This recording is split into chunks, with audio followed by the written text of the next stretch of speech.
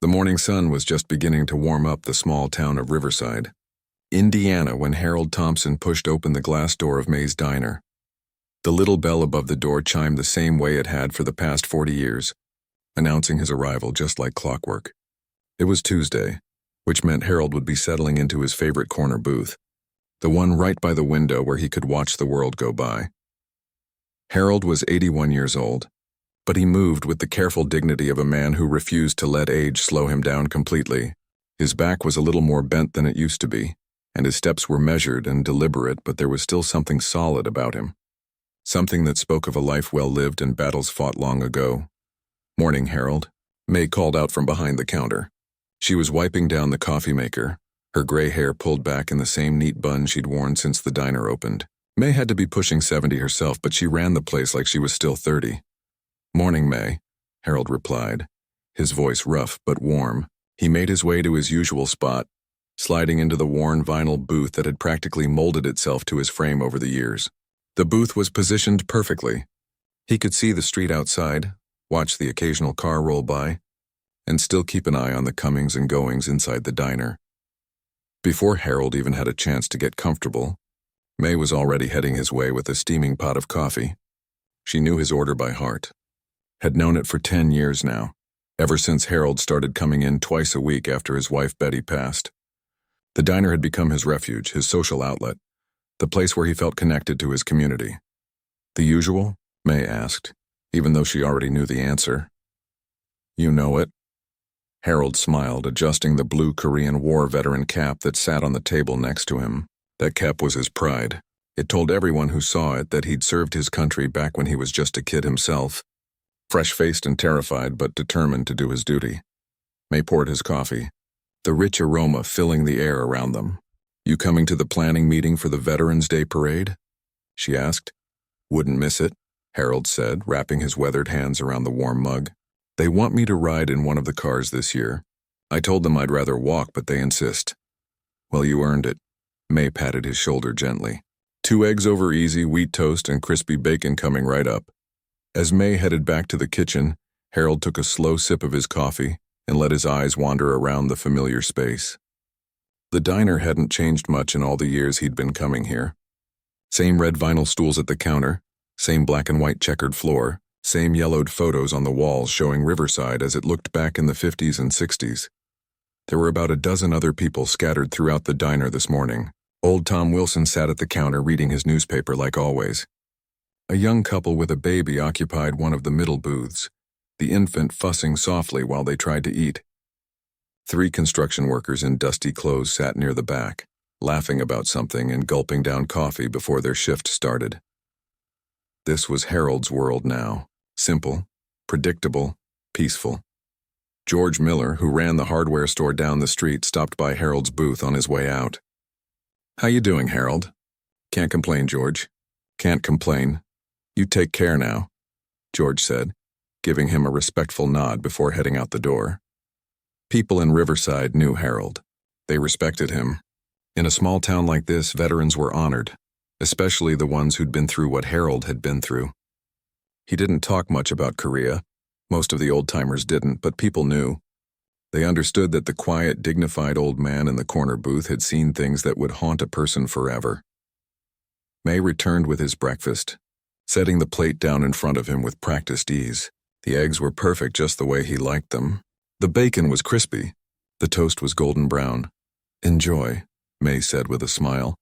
Harold picked up his fork and was just about to dig in when the door swung open with more force than necessary. The bell above it jangled violently and 3 men walked in. They weren't the usual morning crowd. These men were big, dressed in black leather jackets and heavy boots that made loud thumping sounds on the checkered floor. The diner went quiet for just a moment, the way it does when something unfamiliar enters a familiar space. Then people went back to their conversations, their meals, their morning routines. But there was a tension in the air now that hadn't been there before. The 3 bikers stood near the entrance, looking around like they owned the place. The one in front was the biggest, well over 6 feet tall with a thick black beard and arms covered in tattoos. His 2 companions were smaller but no less intimidating, both wearing bandanas and scowls that suggested they were looking for trouble. May stepped forward from behind the counter, her professional smile in place. "Morning, gentlemen. Sit anywhere you like."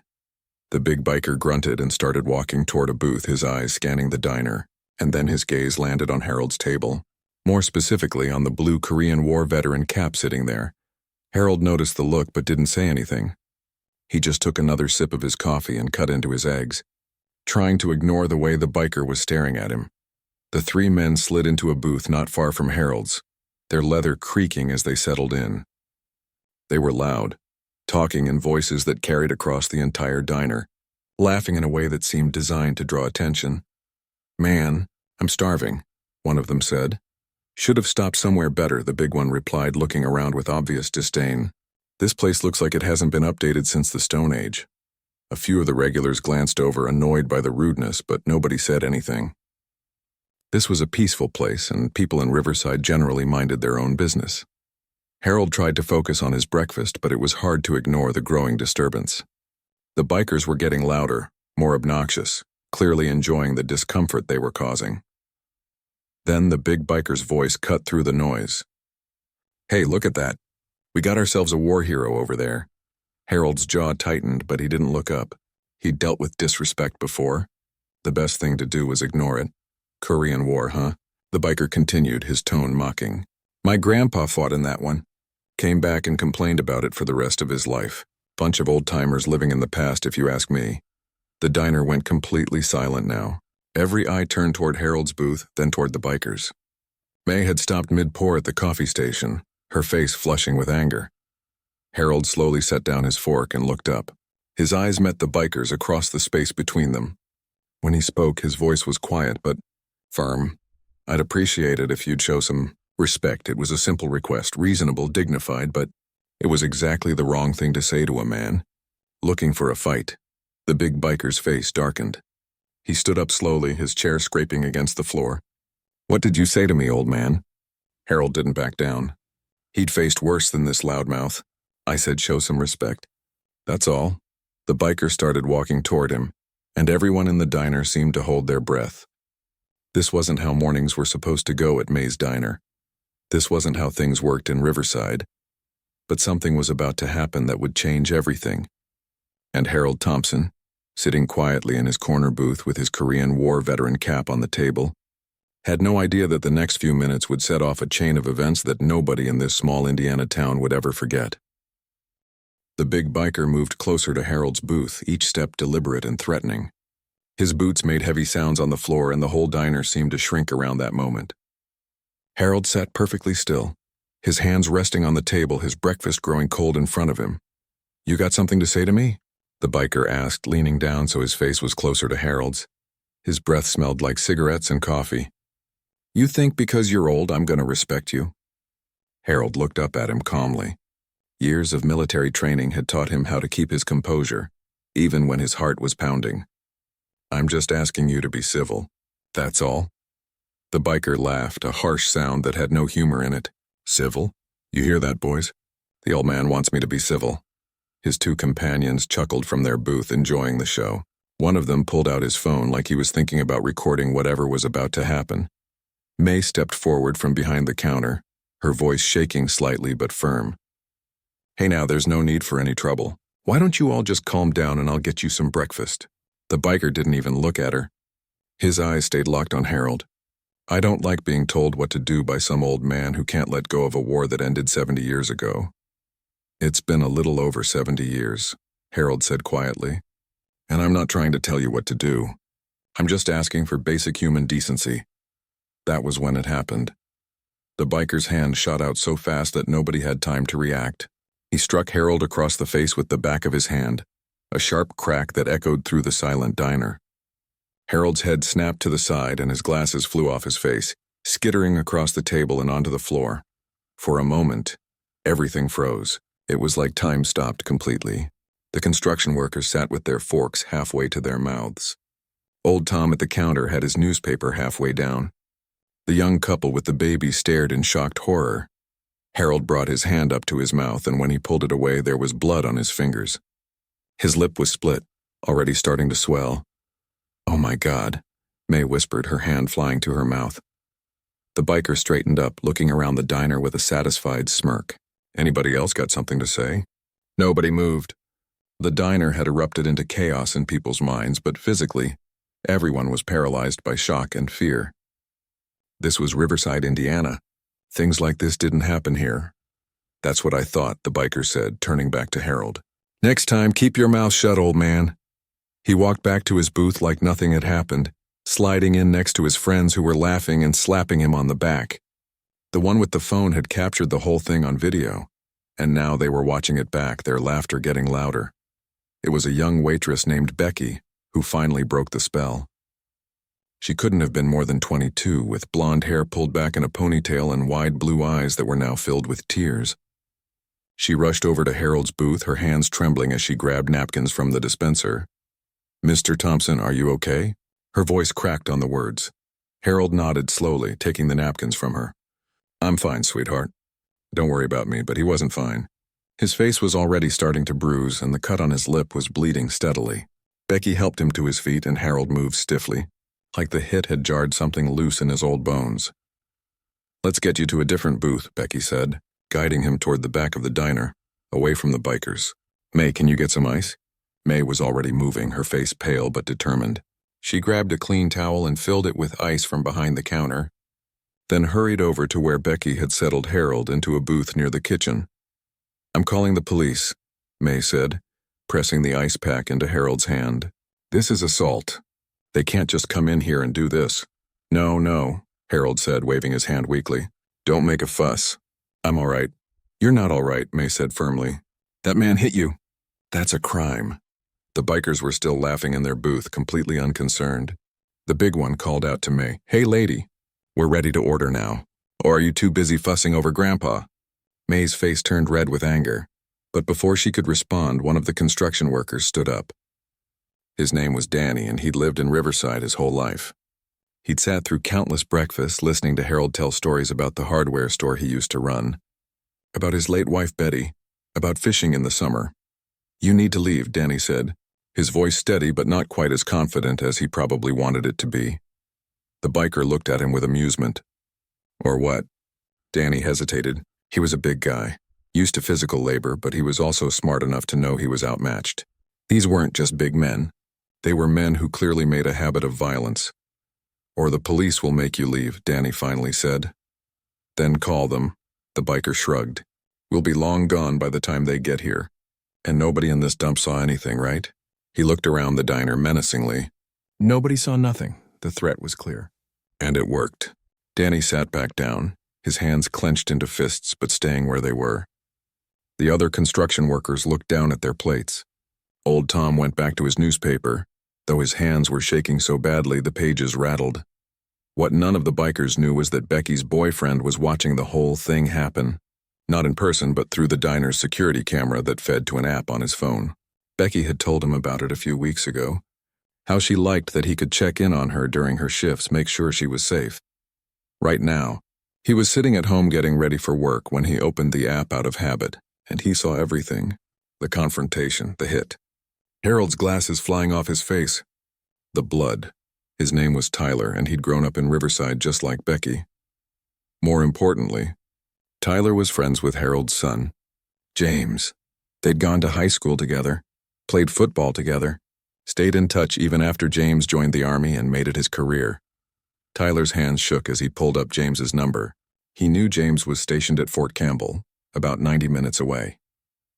He also knew that James was a lieutenant colonel now, a respected officer who commanded a lot of respect and loyalty from his soldiers. The phone rang twice before James picked up. "Tyler, what's up, man?" "James, you need to listen to me carefully," Tyler said, his voice urgent. "Your dad just got hit. At May's diner. Some biker punched him in the face." There was a long silence on the other end of the line. Tyler could almost feel the temperature drop through the phone. "What did you just say?" James's voice was quiet, controlled, but there was something dangerous underneath it. "Your dad, Harold, some guy just walked up and hit him, split his lip."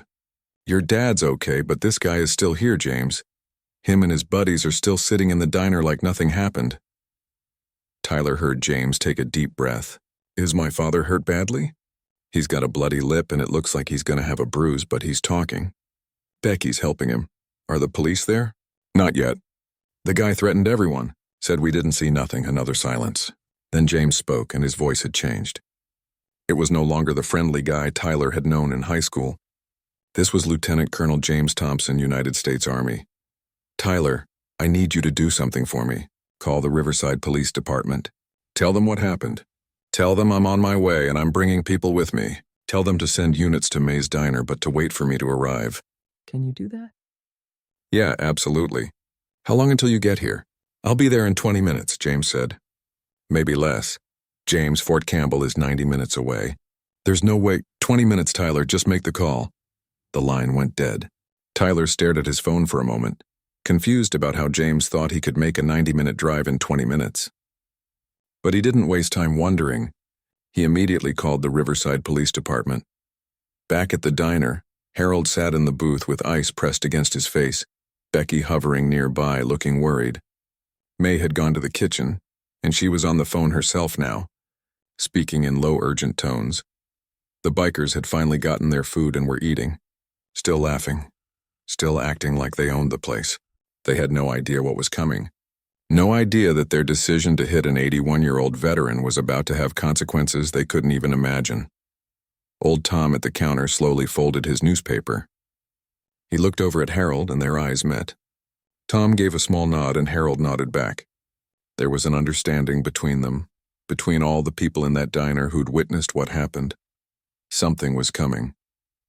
They didn't know what exactly, but they could feel it in the air. The way you can feel a storm rolling in before you see the clouds, and in 22 minutes that storm was going to arrive. At Fort Campbell, 90 miles away, Lieutenant Colonel James Thompson stood in his office staring at the phone in his hand. His knuckles had gone white from gripping it so hard. For a moment he couldn't move, couldn't think. All he could see in his mind was his father's face, bloodied and bruised by some thug who thought he could get away with hitting an elderly man. James's father had always been his hero. Not because Harold talked about his service or bragged about his time in Korea. In fact, Harold rarely mentioned the war at all. But James had grown up watching his father carry himself with quiet dignity, treating everyone with respect, never raising his voice, never backing down from what was right. And now someone had put their hands on him. James felt something shift inside him, a cold fury that he kept carefully controlled. He set his phone down and walked to his office door, opening it to find his aide, Captain Rodriguez, working at a desk just outside. Rodriguez, I need you to put out a call. Voluntary assembly in the motor pool. Right now. Rodriguez looked up, confused. Sir, we don't have any drills scheduled for today. This isn't a drill, James said. His voice was calm, but there was steel in it that Rodriguez had rarely heard. My father was just assaulted. The perpetrator is still on scene. I'm going to Riverside and I'm asking for volunteers to come with me. Rodriguez stood up immediately. I'll get the word out, sir. How many vehicles do you need? As many as we can get rolling in 5 minutes. Rodriguez didn't ask any more questions. He grabbed his radio and started making calls. Within 2 minutes, the word had spread through the base like wildfire. Lieutenant Colonel Thompson's father had been attacked. The colonel was rolling out. Volunteers needed. The response was immediate and overwhelming. Soldiers started appearing in the motor pool from every direction. Some were on duty, some were off duty but heard the call and came running. Many of them had met Harold at family events over the years. James talked about his father often, with deep respect and affection. The soldiers knew that Harold was a Korean War veteran, that he'd served his country with honor, that he was the reason James had chosen a life of military service. And now someone had hurt him. Within 5 minutes, James had 40 soldiers standing ready. 12 vehicles lined up, engines running. Humvees, transport trucks, even a few personal vehicles belonging to soldiers who'd rushed to help.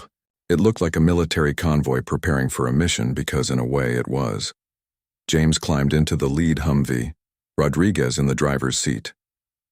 Behind them, vehicle after vehicle fell into formation.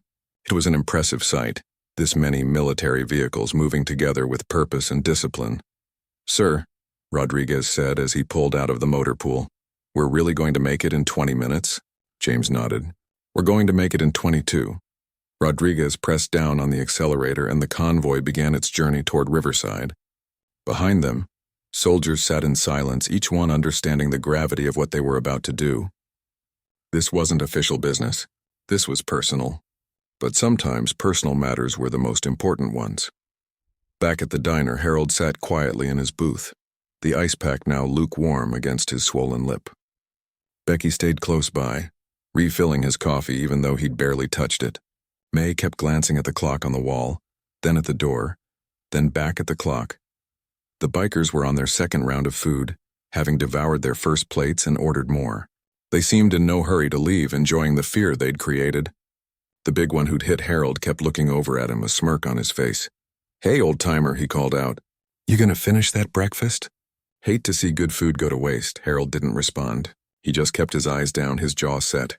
He'd learned a long time ago that some people weren't worth the energy it took to engage with them. Outside, the morning had grown brighter. A few cars passed by on Main Street. Mrs. Peterson walked by with her small dog, completely unaware of what had happened inside the diner. The town of Riverside continued its peaceful Tuesday morning routine, clueless that something extraordinary was about to unfold. Tyler had called the police as promised, and 2 officers were now parked down the street in their patrol car, waiting. The dispatcher had given them specific instructions based on Tyler's call. "Wait for Lieutenant Colonel Thompson. Let him arrive first." The officers didn't fully understand why, but they followed orders. Besides, the suspects weren't going anywhere, and if a military officer wanted to be present for the arrest, they could spare a few minutes. Old Tom at the counter had paid his bill and moved to a booth where he had a better view of the window. He wanted to see what was coming. Danny and his construction crew had finished their breakfast too, but none of them had left. They sat there, coffee cups refilled multiple times, waiting for something they couldn't quite name.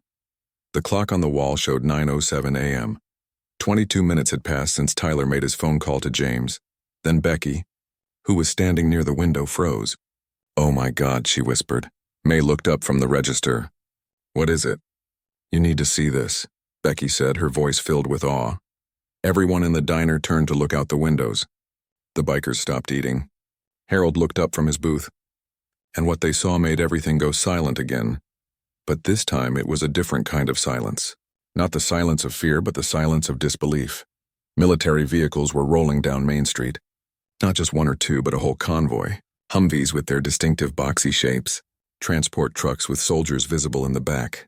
They moved with precision and purpose, and they were all heading directly toward the diner. "What the hell?" the big biker said, standing up from his booth. The vehicles began parking in the street, in the parking lot, anywhere there was space. They completely surrounded the diner. Doors opened and soldiers in uniform began stepping out, boots hitting the pavement in an almost synchronized rhythm. The people inside the diner pressed against the windows, watching in amazement. Mrs. Peterson outside stopped walking her dog, her mouth hanging open. Other people on the street stopped what they were doing, pulled out their phones, started recording. The lead Humvee parked directly in front of the diner's entrance. The driver's side door opened and a soldier stepped out. Then the passenger door opened, and Lieutenant Colonel James Thompson emerged. He was in full uniform, his bearing unmistakably military. Even from inside the diner, you could see the authority he carried, the way he moved with confidence and purpose. He stood for a moment looking at the diner through the window, and his eyes found his father sitting in the back booth with a bruised face and split lip. James's jaw tightened, but his expression remained controlled. He turned to Rodriguez and said something, then started walking toward the diner entrance. Behind him, soldiers began forming up, creating lines along the sidewalk and parking lot. Inside the diner, the bikers had gone pale. The big one who'd hit Harold was standing now, his earlier bravado completely gone. "Who the hell are all these people?" he asked, but his voice had lost its aggressive edge. May moved behind the counter, a smile slowly spreading across her face. "I think," she said quietly, "you boys just made the biggest mistake of your lives." The door to the diner opened, the bell chiming cheerfully as if this were just another customer coming in for breakfast. But James Thompson wasn't there for breakfast. He stepped inside, and the entire diner seemed to hold its breath. His eyes swept the room once, taking in everything. The other customers who'd witnessed the assault. Becky standing protectively near his father, May behind the counter, and then his gaze landed on the three bikers who now looked like they desperately wished they could disappear. But James didn't go to them first. Instead, he walked directly to his father's booth. His military bearing softened as he approached, and he placed a gentle hand on Harold's shoulder. "Dad?" he said quietly. "You okay?" Harold looked up at his son, his eyes watering slightly. "James, what are you doing here?" "And what's all this?" He gestured toward the window where soldiers were visible standing at attention outside. "I heard what happened," James said. "Nobody touches my father and gets away with it." He turned to look at the bikers and his expression hardened again. The big one tried to straighten up, tried to find some of his earlier confidence, but it was clear he was terrified. James walked slowly toward their booth, and with each step, the biker seemed to shrink. When James finally stopped in front of them, the silence in the diner was so complete you could hear the hum of the refrigerator in the kitchen. "Gentlemen," James said, his voice deadly calm, "I'm Lieutenant Colonel James Thompson, United States Army. The man you assaulted is my father, Harold Thompson, a Korean War veteran who served this country with honor. And I think we need to have a conversation about respect." The door opened again, and two Riverside police officers entered, having decided it was time to make their presence known. They took positions near the entrance, hands resting on their belts. The big biker swallowed hard, his eyes darting between James, the police officers, and the window where dozens of soldiers stood watching. He opened his mouth to say something, but no words came out. Outside, people from the town had started gathering on the sidewalk, drawn by the incredible sight of military vehicles surrounding their small-town diner. The big biker finally found his voice, though it came out shaky and uncertain. "Look, man, I don't want any trouble. This is just a misunderstanding." James didn't move. He stood there, his posture perfect, his eyes locked on the man who'd hit his father. "A misunderstanding? Is that what you call assaulting an 81-year-old veteran?" "He was disrespecting us," the biker tried to explain, but even he seemed to realize how weak that sounded. "He asked you to show respect," James said, his voice still controlled but carrying an edge that made everyone in the diner tense. "That's not disrespect. That's common decency, something you clearly know nothing about." One of the two police officers stepped forward. His name was Officer Mitchell, and he'd been with the Riverside Police Department for 15 years. He'd never seen anything quite like this before. "Gentlemen, I'm going to need you to stand up and put your hands behind your back. You're under arrest for assault and battery." The big biker looked around desperately like he was searching for a way out, but there wasn't one. The diner door was blocked by police officers. The window showed soldiers standing at attention outside. Every exit was covered, every escape route cut off. "This is ridiculous," he said, but his voice cracked. "It was just a little push. The old man is fine." "That's not what I saw," May said from behind the counter, her voice strong and clear. "You hit him hard, sent his glasses flying across the room." "I saw it too," Becky added, standing up straighter. "You struck Mr. Thompson in the face without any provocation." Danny stood up from his booth, followed by his construction crew buddies. "We all saw it. Every person in this diner witnessed what you did." Old Tom at the counter folded his newspaper carefully and set it down. "Young man, I've lived in this town for 67 years. I've seen a lot of things, but I've never seen anyone lay a hand on Harold Thompson. That man's earned respect through his actions and his service. You're about to learn what happens when you disrespect a veteran in this town." The biker's two companions were already standing, hands raised, clearly wanting no part of whatever was about to happen. "We didn't do nothing," one of them said quickly. "It was all him. We just came in for breakfast." "Shut up," the big biker snapped at them. But his authority had completely evaporated. He was just a scared man now, realizing the magnitude of his mistake. Officer Mitchell moved forward with handcuffs. "I'm not going to ask again. Hands behind your back." For a moment it looked like the biker might actually try to resist. His muscles tensed, his jaw clenched. But then James took a single step closer, and something in his presence, in the absolute certainty that this man would not be leaving this diner without consequences, made the fight drain out of him. The biker slowly turned around and put his hands behind his back. The metallic click of handcuffs echoed through the silent diner. "You have the right to remain silent," Officer Mitchell began, reciting the Miranda rights as he secured the cuffs. His partner moved forward to handcuff the other two bikers, who went quietly, not even trying to argue. James watched the whole process without saying a word. When the bikers were secured, he finally turned to the police officers. "Thank you, officers. I appreciate your quick response." "Sir, we appreciate what you've done here," Officer Mitchell said, genuine respect in his voice.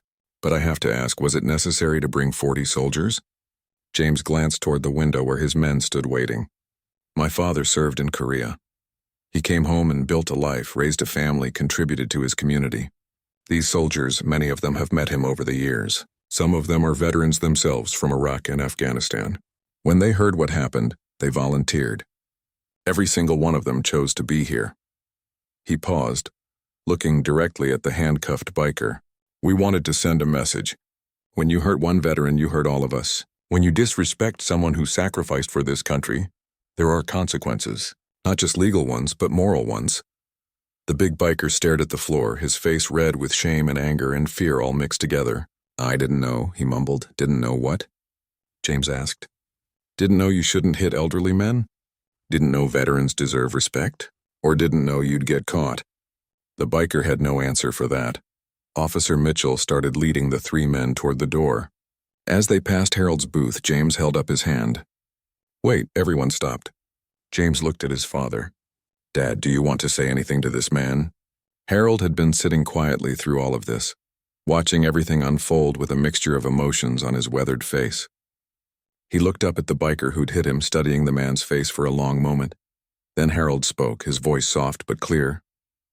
"I feel sorry for you, son. I really do. You're angry at the world and you take it out on people who can't fight back.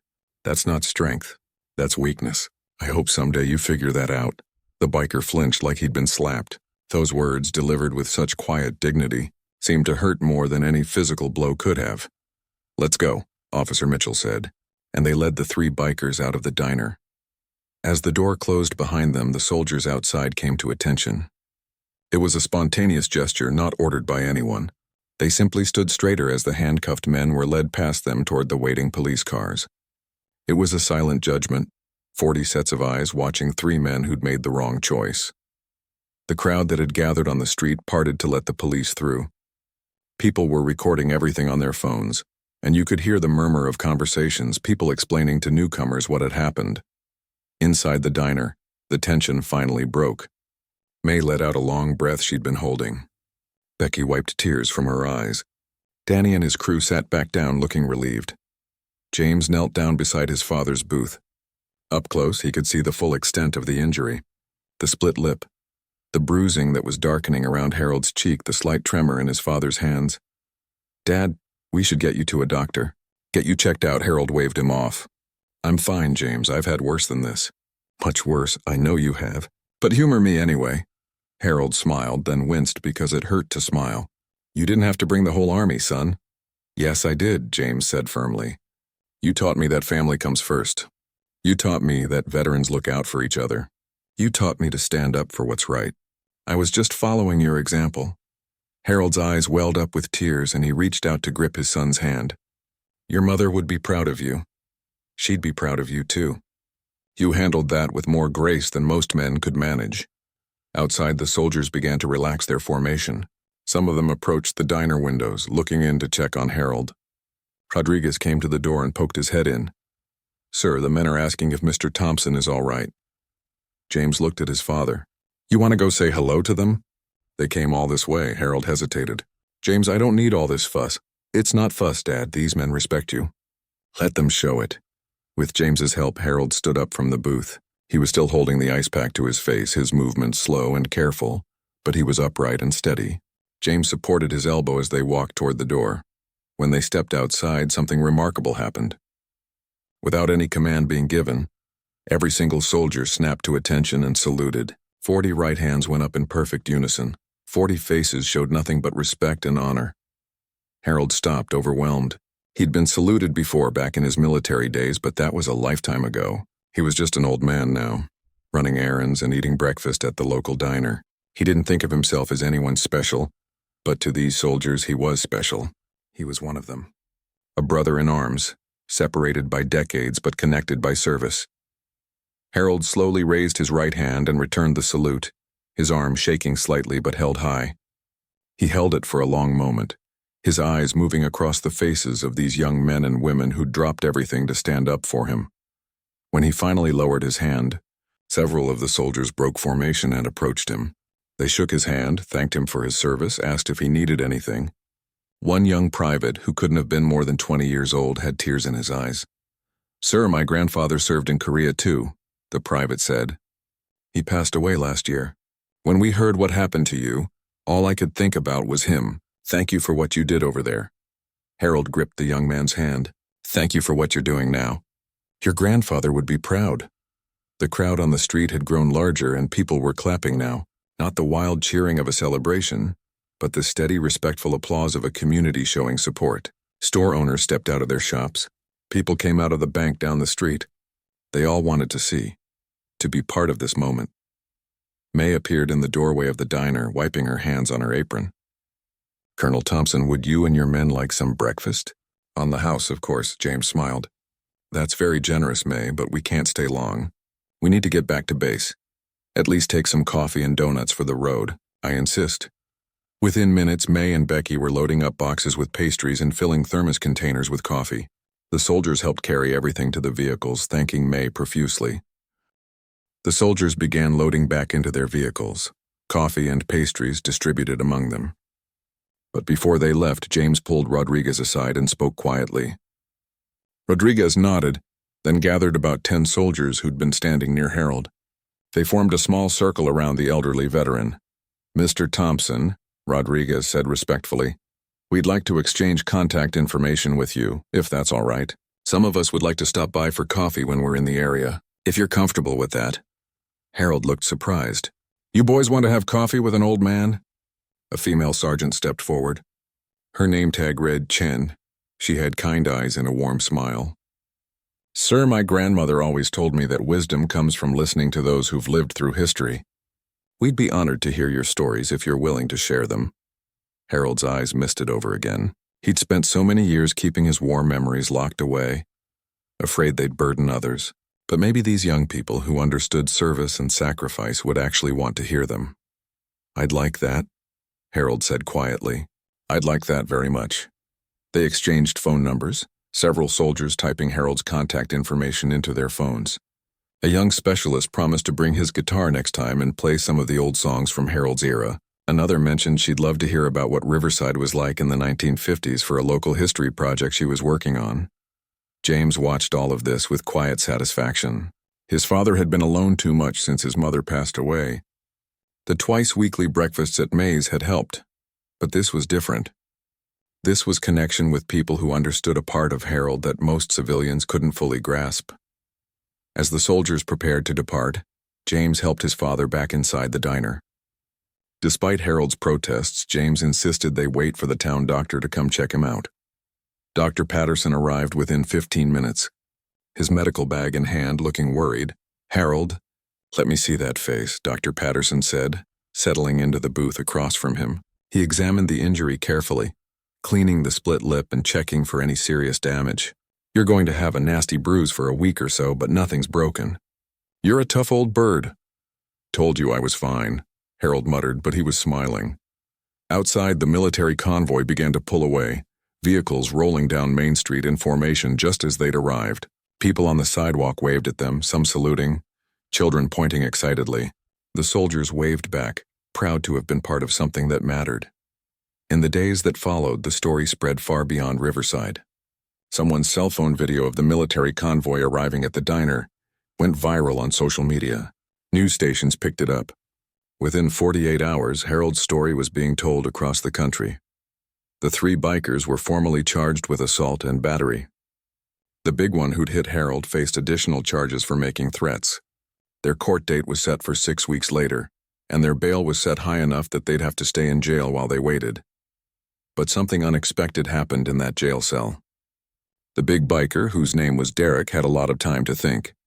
He watched the news coverage from the jail's common room, saw himself being led out of the diner in handcuffs, saw the soldiers saluting Harold, heard the reporters talk about Harold's service in Korea. For the first time in a long time, Derek felt genuine shame. Not because he got caught, but because he understood what he'd actually done. He'd hit a man who'd fought for his country, who'd seen friends die, who'd come home and lived a quiet, honorable life. And Derek had hurt him for no reason other than his own anger and pride. Derek's public defender, a young woman named Patricia who'd just passed the bar exam, came to visit him. She expected him to want to fight the charges, to claim self-defense or some other excuse. Instead, Derek surprised her. "I want to plead guilty," he said. "I did it. Everyone saw me do it. And I want to apologize to that man if he'll let me." Patricia blinked in surprise. That's very mature of you, Derek. But you understand that pleading guilty means you'll definitely serve time." "I know. I deserve it." "The prosecutor might be willing to negotiate if you show genuine remorse. Community service, anger management classes, restitution to the victim." Derek nodded slowly. "Whatever they want. I just want to make this right somehow." 6 weeks later, the courthouse in Riverside was packed. Harold sat in the front row with James beside him. May was there, and Becky and old Tom and Danny with his construction crew. Many of the soldiers who'd come to the diner had requested leave to attend, wanting to see justice served. When Derek was led into the courtroom, he looked different. His beard was trimmed, his hair was shorter, and his eyes were red like he'd been crying.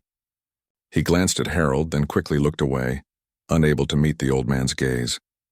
The judge, a stern woman named Judge Franklin who'd been on the bench for 20 years, reviewed the case. Derek's lawyer stood and announced that her client wished to plead guilty to all charges and wanted to make a statement. Judge Franklin allowed it. Derek stood up, his hands shaking, and turned to face Harold. "Mr. Thompson," his voice cracked, "I don't expect you to forgive me. I don't deserve forgiveness. What I did was wrong in every way possible. You asked me for basic respect and I responded with violence. You served your country with honor and I repaid that by hitting you." He paused, taking a shaky breath.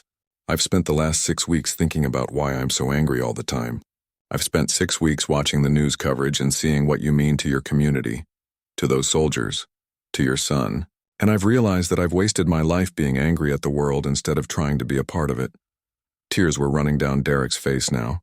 "I can't undo what I did, but I want you to know that I'm going to spend the rest of my life trying to be better, trying to be more like you, and I'm so sorry." The courtroom was silent. Harold sat very still, processing these words. Then slowly he stood up. James put a hand on his father's arm, concerned, but Harold gently moved it away. Harold walked to the front of the courtroom until he was standing just a few feet from Derek. The bailiff tensed, ready to intervene if necessary, but Harold's intentions were clearly peaceful. "Young man," Harold said quietly, "what you did hurt me, not just physically, but it hurt my spirit. It made me feel small and helpless, and I haven't felt that way since I was in a frozen trench in Korea 70 years ago." Derek's head dropped lower, fresh tears falling. "But," Harold continued, "I've also spent 6 weeks thinking, and you know what I realized? Hating you would only poison me. It wouldn't change what happened. It wouldn't make me heal faster. It would just make me bitter." He paused, and the entire courtroom leaned forward, waiting for his next words. "So I forgive you, Derek. I forgive you because that's what we're supposed to do, and because I believe people can change if they truly want to." Derek's shoulders shook with sobs. "Thank you," he whispered. "Thank you." Judge Franklin had tears in her eyes, but she maintained her composure. "This is one of the most remarkable displays of grace I've witnessed in my career. Mr. Harrison, despite your genuine remorse and Mr. Thompson's forgiveness, you still must face consequences for your actions." She sentenced Derek to 6 months in county jail, 3 years of probation, 500 hours of community service to be completed at the local VA hospital, mandatory anger management classes, and full restitution for Harold's medical expenses. Derek accepted the sentence without complaint, but Judge Franklin added one more condition.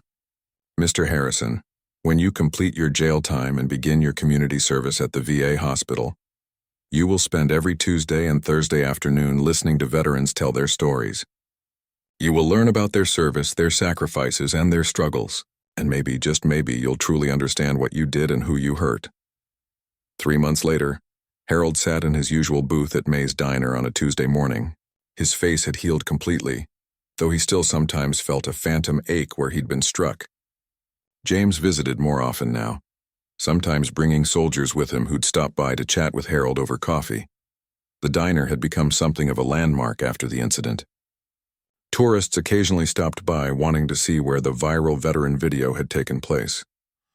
May had hung a photo on the wall showing Harold surrounded by saluting soldiers. She called it respect and honor. But the most significant change came later that afternoon.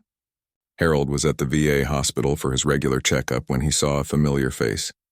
Derek was there in an orange vest marked community service, pushing an elderly veteran in a wheelchair. Their eyes met across the hallway. Derek looked uncertain, afraid, but Harold smiled and nodded. Derek's face lit up with relief and gratitude. Over the following months, Harold would see Derek at the VA hospital regularly. They'd talk sometimes, brief conversations at first, then longer ones. Derek shared his story of growing up angry, making bad choices, never finding his place in the world. Harold listened, offered advice when asked, and slowly, something unexpected happened. Derek changed. Really changed. He started taking online classes. He volunteered for extra hours at the VA beyond what was required. He helped veterans with yard work, grocery shopping, anything they needed.